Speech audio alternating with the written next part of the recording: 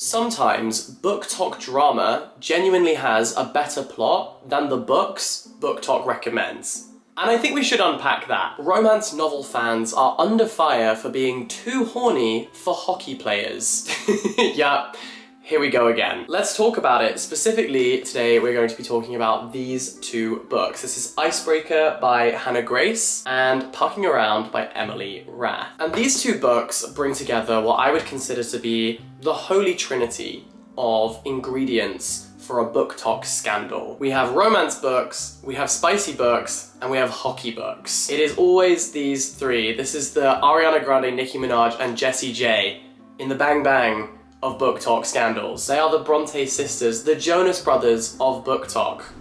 Why is it when something happens, it is always you three? And so I wanted to investigate. For the past week, I have been balls deep in hockey, romance, smut. Basically trying desperately to understand the popularity of these books. And I wanted to talk about that. This one here is a New York Times bestseller. I think it was on the chart between February and August this year. And I have to say, when I was on holiday this summer, literally every other person was reading Icebreaker by Hannah Grace. This book here has also seen a lot of popularity. This is 800 pages long. That is longer than Crime and Punishment, East of Eden, Dune, Harry Potter, Great Expectations. Like, I don't have that much to say about anything. I love reading, but is it ever that serious? I think I have a copy of the Bible that is just as girthy as this book. Let's not start saying the word girthy now, but this has become a kind of holy scripture for a lot of booktok hockey fans. So of course I was intrigued, and you know, at this point I kind of wish I hadn't been.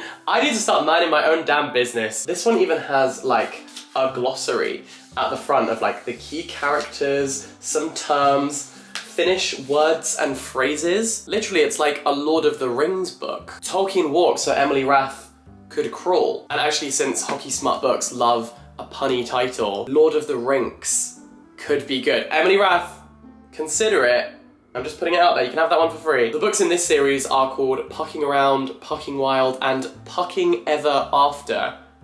Whatever that means. That is just so fantastically unserious. I wish I was making this up, but I'm not. This is real. We have strayed so far from God. None of these words are in the Bible. This is like 800 pages of just pure erotica and filth. It's an 800-page porno. This would kill a Victorian child. Just one page of it would be enough to like wipe them out. When I was reading this on the subway, I had to like read it like this so that the people either side of me couldn't see the words that were on the pages. Right, here's one example. Jake's mouth is around my dick and I'm dead. This is death and I've died. It must be heaven because Rachel is here too. They're both on their knees and she's coaching him through how to suck me like a champion. Cup his balls, baby. You know how you like it. Give him a little squeeze. Like, do you see why I was trying to hide this book? You can open this book on any random page and you will find something insane. But before I continue talking about these two books, the general appeal of hockey romance and also the scandals, the hot water that they have found themselves in, I'm delighted to let you know that today's video is very kindly brought to you by Book of the Month, my favorites, because Book of the Month is an online book subscription service. It is designed with readers in mind and they always promote new and emerging debut authors. I have found so many great authors through my subscription and they can help you find your next favorite book because their team of experts, this team of book lovers, go through hundreds of books, hundreds of fiction to find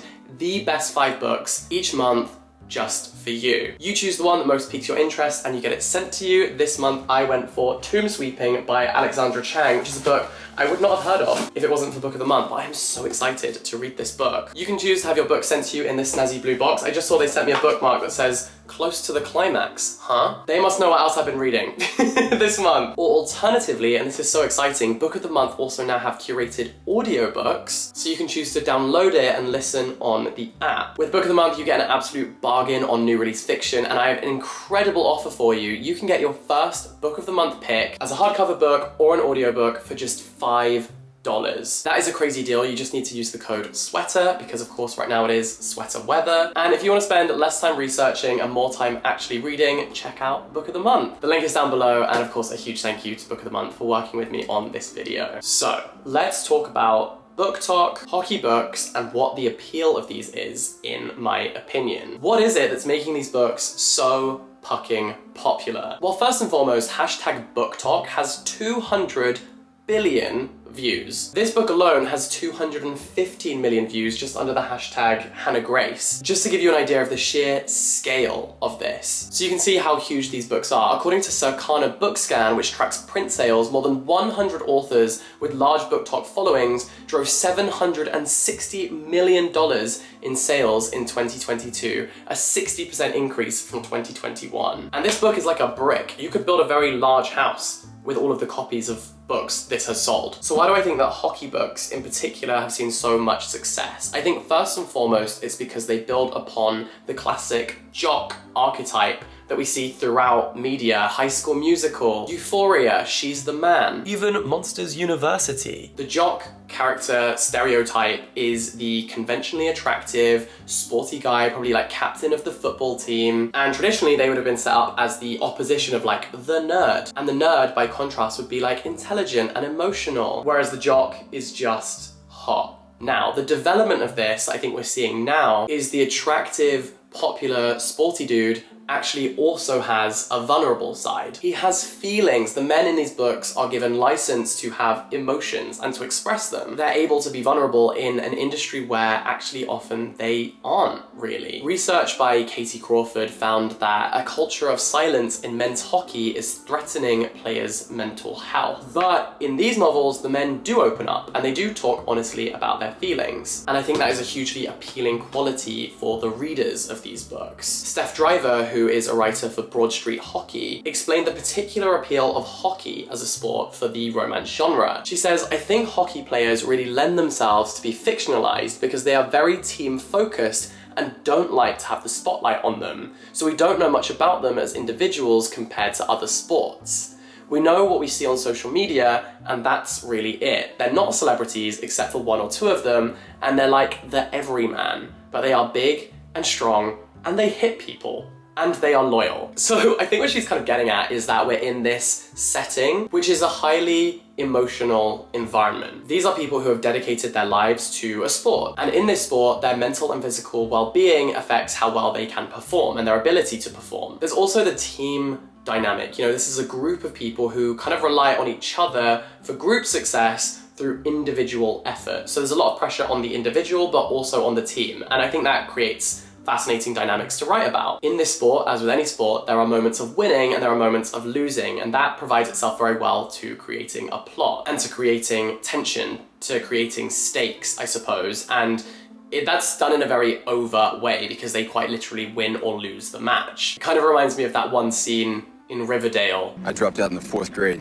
to run drugs to support my nana. That means you haven't known the triumphs and defeats, the epic highs and lows of high school football. Except this time it's hockey. And Dina Gray, who is another hockey romance writer, noted that hockey romances aren't just for die-hard fans of the sport either. A large number of readers picking up hockey romances don't have much experience watching the sport. So I think part of the appeal is the feeling like this is a new world that they are getting to explore. So there's an element of escapism too. And when the stakes are high, that naturally facilitates a lot of drama and peaks and troughs in the narrative, which is perfect for, you guessed it, a book plot. And then we have the romance element. We already have this desirable jock figure. Now we need a character who will complement them, and often a character who the reader is meant to maybe see themselves in. And I think this is demonstrated best in Icebreaker. I mean, you can even see it just from the cover, in which the big, bulky hockey player, like you can see he's physically taking up a lot of space. He physically looms large over the teeny tiny ice skater that he falls in love with. And we are told so many times in both of these books how teeny tiny the protagonist is, that they're so small. You could put them in your pocket. They're just so tiny. If they turn to the side, they'll just disappear. You won't be able to see them. Like they're just so teeny tiny and small. In this world, you also have the kind of juxtaposition of a pretty violent, aggressive sport alongside a delicate, elegant, graceful sport where she's a figure skater. So from a storytelling perspective, it sets up an interesting contrast. And the whole point of juxtaposition, of putting two things that seem opposites together, is that it encourages us to think about what makes them different, but also what makes them the same. What are the areas of tension, of conflict, but also at what points are they very compatible? And I think the thing that makes these books appeal to modern audiences is that this isn't the classic like Super Mario saving Princess Peach from Bowser's Castle kind of situation. Like, these aren't damsels in distress, you know, desperately crying out for a hero, for someone to come and free Rapunzel from her tower. Instead, the women in these novels are always strong-willed, self-assured, self-motivated. They have their own goals and dreams and ambitions. They usually have their own careers. In Pucking Around, the main character is a successful doctor who is incredibly driven and determined within her own career. And in Icebreaker, we have a figure skater who knows exactly where she wants to be and will do anything in order to get there. These characters know themselves and are assertive and confident, and unashamedly and unabashedly so. And I think that is pretty fundamental and foundational to these novels, and also to the element of romance, because these women are not incomplete people looking for someone to come and save them. Instead, they are whole, fully formed adult women who know exactly who they are, and so then a partner just comes and complements them and satisfies them. They are two whole beings joining together to complement each other, rather than being like two halves of one whole, if that makes sense. And I think that's empowering. And the other thing, which I guess also is empowering, is that these books are incredibly sex positive. There's no shame in desire, there's no dismissal of lust and fetishes. It gives people permission to be sexual without being defined by their sexuality. It allows people to have sex, have casual sex, without being dismissed or demeaned as a slut. Sex is just seen as a pleasure activity, and I think that's what people want to read about. Sometimes they want to read 800 pages of it, and the thing is, we know that sex sells. According to Bookscan, the 50 Shades of Grey series has sold around 35 million books across the series. And I think that the popularity of 50 Shades of Grey proved to the publishing industry that it was worth investing in stories where people have sex without shame. Sex without shame also sells. So to recap, I think those are the reasons that hockey romance books are so popular.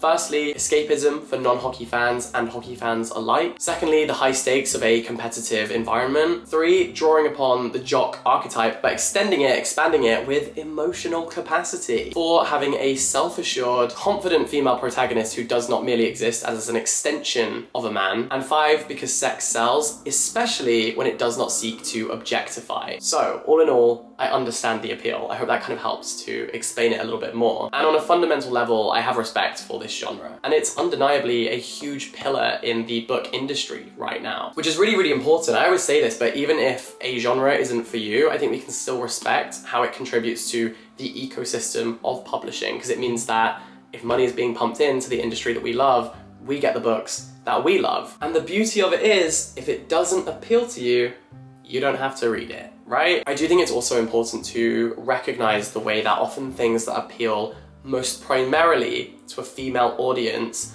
are often dismissed as being superficial or frivolous or silly, and that is on, altogether now, misogyny. And I think it's incredibly ignorant to dismiss these books as unimportant just because they don't appeal to you, for example, when they are having such roaring success elsewhere. So firstly, let's just let people enjoy what they want to enjoy. But having said all of that, I also do want to talk about these two books specifically. On a craft level, I want to review these books just as I would with any other book. So this is my completely subjective review, but let's start with Icebreaker. In this novel, a mishap in the facilities of the University of California means that the figure skating team now have to train alongside the ice hockey team. They have to share a rink. When Anastasia's skating partner gets injured, she recruits the help of Nate, the captain of the hockey team. And Anastasia just hates Nate at the beginning of the book in a way that I don't know was altogether rational or understandable. Like, the reasons are a little flimsy, but this is an enemies to lovers book, and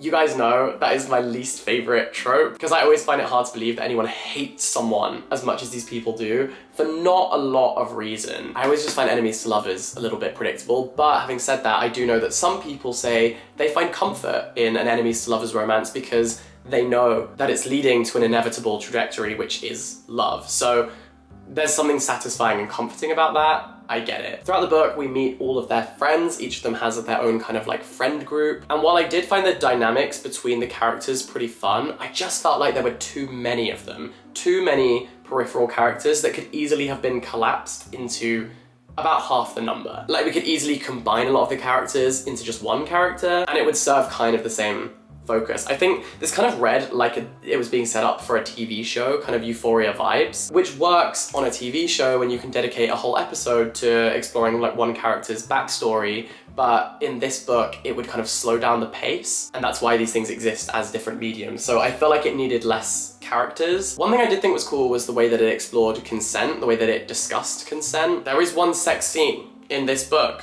that I will never ever unsee. Like, on my dying day, that will still be etched on my eyeballs, because these two characters have sex in an Uber. In the back of an Uber, while it is driving, while their friends are in the car. That has got to kill your Uber rating. Like, when they said Uber X, I didn't know they meant Uber X rated. When they said, do you want an Uber XL? I did not know that's what they meant. When they said, do you want to share your ride? I didn't realize I'd be sharing people riding. Ride him in private, girl. The other thing I just could not overcome is the number of times the term ocean eyes is used in this book. The chokehold that ocean eyes as a term has over Miss Hannah Grace. Let it go. Let's find a synonym, please. For the love of God. Ocean eyes was mentioned so many times, I was drowning in it. If you took a shot for every time ocean eyes is mentioned in this book, you'd be underwater. I beg you. Romance writers in general, please, find another way to refer to blue eyes. Please, no more. Anyways, I thought the chemistry between these characters was great and eventually did become quite convincing, and it was hot. It was sexy. There, I said it. And I will warn you that because obviously this is a lot of pages to like describe a lot of sex, there's a lot of dirty talk that happens between these characters, which leads me on to talking about fucking around. This is about a woman who gets a job as a doctor for a hockey team, but a few months before, she had this wild, crazy one-night stand, best night of her life, with a guy who turns out to be on the hockey team. So they reunite, she's falling for him, but at the same time, she's also falling for a man on the hockey team as well, who is Finnish, and trust me, he does make her Finnish multiple times. Oh, and she's also in love with the equipment manager, who happens to have a penis piercing. And so instead of trying to pick between them like that one Hannah Montana episode, she just decides to take all of them. Everything, everywhere, all at once. Like, double penetration is a real theme on this book. You know, when I first joined youtube.com, I never expected that there would be now a clip of me on the internet saying the words double penetration. But here we are. Pick a job that makes your grandparents proud, kids. Don't be a YouTuber. So this is a verse harem book, or harem, depending on what side of the Atlantic you live on. It is about a woman with 3 men who basically just worship the ground she walks on, and occasionally they hook up too. My issue with this book is that I was losing the plot after a while because this book doesn't have one. Every character kind of has the same rough arc and development, but the fact that the author thought this was worth 800 pages is crazy to me. I felt like every character just took themselves too seriously, and after a while, they could shred cheese because they were grating on me. Also, no one just says anything in this book. Not because they don't speak. Oh no, they do plenty.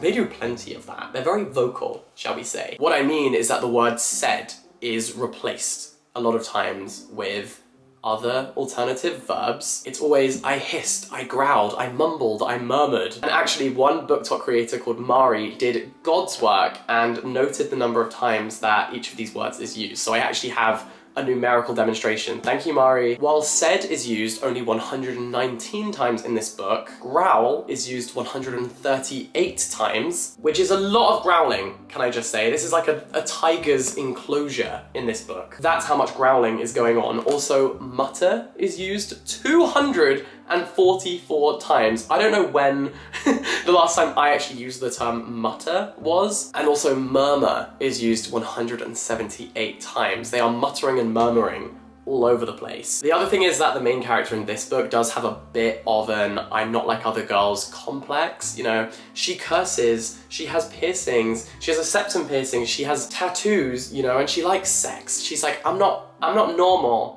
I love sex. And she also kind of shames they're called puck buddies, but basically the puck buddies are these women who fawn over the hockey players and just want to sleep with them because they are hockey players. And she kind of shames them for that. In an 800-page book, of course, there are some odd moments. The one that sticks out to me is when she throws a plate of spaghetti at a man to rile him up enough to have sex with her. Like, firstly, is that or is that not borderline abusive? And secondly, how are you so damn bad for this man that you threw spaghetti at him? And this book did cause quite the controversy because it seemed to lead some BookTok users to go absolutely feral. As the book became increasingly popular, people started to face claim certain characters. Now, the website FanLore defines the term face claim as a term for the person who a fan chooses to be the visual representation of a fictional character. And fans began to face claim one particular hockey player, Alex Wennberg. Alex Wennberg is a player for the team, the Seattle Kraken, and in response to this, the Seattle Kraken's social media team saw it as a kind of marketing opportunity, essentially. And I do want to point out at this moment that they were not the only team to do this. ESPN also notes that the Chicago Blackhawks started to feed into the BookTok thirsting as well. But we're just going to talk specifically about this one event with the Seattle Kraken. So, firstly, the Kraken changed their TikTok bio to say mostly BookTok, and they would also post these videos of Alex Wennberg like walking in a suit in slow motion with the caption, "When you accidentally become a BookTok account, and now that's all you can post." This, I will add, has all since been deleted. Then things step up a gear when in May of this year, the Kraken invited one BookToker who had been especially vocal, shall we say. Alex Woodburn! Baby, I mean I got 5 holes, but I got 3. And since you're so good at assisting, why don't you assist your teammates in scoring in all 3 of my holes? Hello, Alex, I know you just signed to the Seattle Kraken, but what's a sister gotta do to have you crack this back? Hello. They flew her to Seattle to come to one of the games. They gave her tickets, they got her a customized jersey that said BookTok on the nameplate on the back, and this is the kind of content that she was posting. Tame away, what's wrong with you? Damn, I'm trying to be in between them legs. Or in between my legs. This boy's a fucking Ken doll. Baby, my kitty not used to being around this many fine men, man. That's my man! I love you! Crack my back! Crack my back! Crack my back! I do respect the wordplay, however, this was a bit of an issue because then drama strikes and Alex Wennberg's wife takes to Instagram. Felicia Wennberg posted, "While I'm all for female empowerment and especially around sex, there have been videos and comments made that have crossed the line of what it means to fancy someone and when it actually sounds pretty predatory and exploitative. With the internet, we can normalize behavior that would never be okay if we flipped the genders around." She basically said, "You are coming to my husband's place of work where he is trying to do his job that he is training for, hockey, and sexualizing him, objectifying him, treating him like a piece of meat." Alex Wennberg then released his own statement saying that social media users had crossed a line by leaving vile comments on his wife's Instagram account, including on photos of their young child. He said, "I'm all for the BookTok community to write books and fiction about hockey, but the aggressive language about real-life players is too much. It has turned into daily and weekly comments on our personal social media. This is not something we support or want our child to grow up with. All we ask is for a little respect and common sense moving forward. We can all take a joke and funny comments, but when it turns personal and into something bigger that affects our family, we need to tell you that we've had enough." The Kraken responded to this by just unfollowing all of the creators it had previously been interacting with and kind of egging on, acting as if they had not been feeding into it for marketing purposes. And then the BookToker, who, although was not directly named by either of the Wennbergs,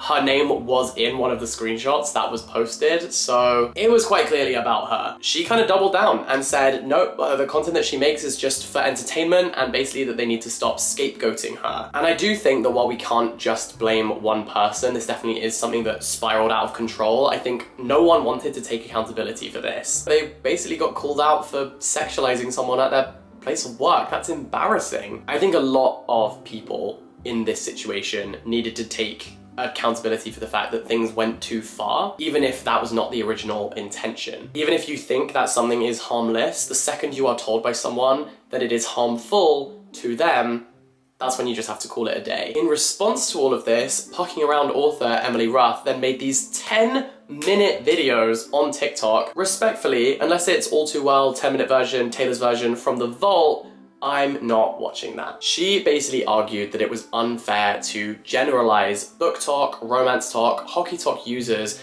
and essentially tar everyone with the same brush for the actions of the 1%. This 1% who take it too far, she said. And she calls what happened to the players the process of abstraction, which is basically where people stop seeing a public figure as a real person. And she uses Daniel Radcliffe as an example of this. He did some interviews on chat shows where he basically said that people would come up to him and just be like, you're a terrible actor, can I get a photo? Like, they stopped seeing him as a real person because they were so used to the fact that he was Harry Potter and Harry Potter's not real. And what she's saying is that's how people started to view the hockey players, just as a character rather than a real person with real feelings. You know, a person who could feel discomfort at the way they were being sexualized. Now, in my personal opinion, she herself had actually been using TikTok to create fictional scenarios using real life hockey players. And she's doing that in order to sell copies of her book. I mean, look, you can be the judge of this. These are taken from her TikTok account. Is there anyone interested in trading